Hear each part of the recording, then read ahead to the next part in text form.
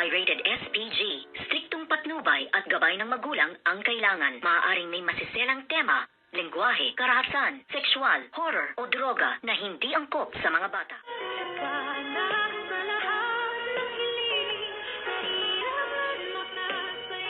Good evening and welcome sa aking munting channel. Finally, napagbigyan na rin ang mga pusong uhaw at sabik sa pagmamahal. Katulad nga ngayon, napakaganda ng episodes dito nga sa Abot Kamay na Pangarap na ngayon ay talagang nagkatuluyan na nga itong si Doc RJ at si Miss Lynette Santos at inamin na nga nila ang kanilang tunay na nararamdaman sa bawat isa. Kaya ngayon napakaraming mga netizens at viewers ang tuwang-tuwa. Salamat naman direct dahil ngayon ay napakaganda ng episodes today. Talagang maraming nagbalik loob na panoorin at maraming kinilig sa episode na ito. At dito nga ay sinabi ni Doc RJ na hindi niya kayang mawala sa kanyang buhay itong ang si Miss Lynette Santos. At dito rin naman ay umamin na si Miss Lynette Santos at nasabi pa nga niya na si Chang Susan daw ay in-match siya sa isa sa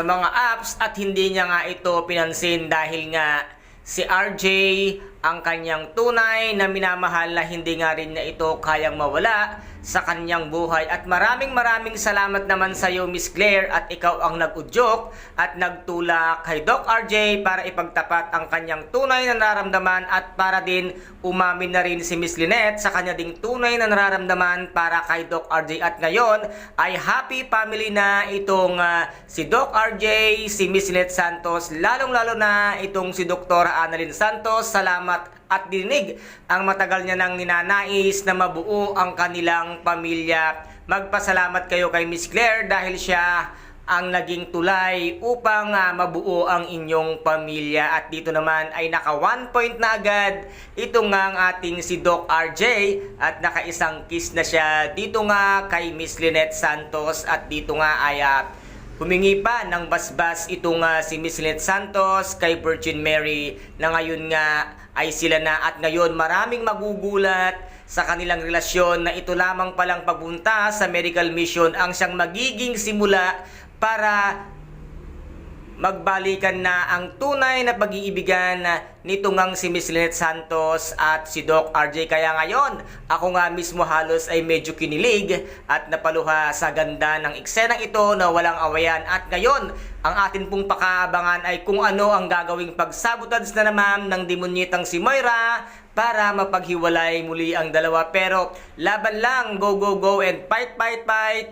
Doc RJ and Miss Lynette Santos, huwag kayong maniniwala or bibitiw sa inyong pagsisimulang pag-iibigan. At sana nga ay mas maging maganda pa ang inyong pagsasama dito nga sa Abot Kamay na Pangarap. And guys, ito po ang ating pakaabangan bukas, ang nakakakilig at nakakasabik niyang pag-iibigan ni Doc RJ at ni Miss Lynette Santos. At kung nagustuhan po ninyo ang aking videos for today, paki-subscribe na lamang po ng aking channel, paki-like and share para maging update kayo sa lahat ng gagawin kong videos. Maraming salamat po, ingat, God bless and bye-bye!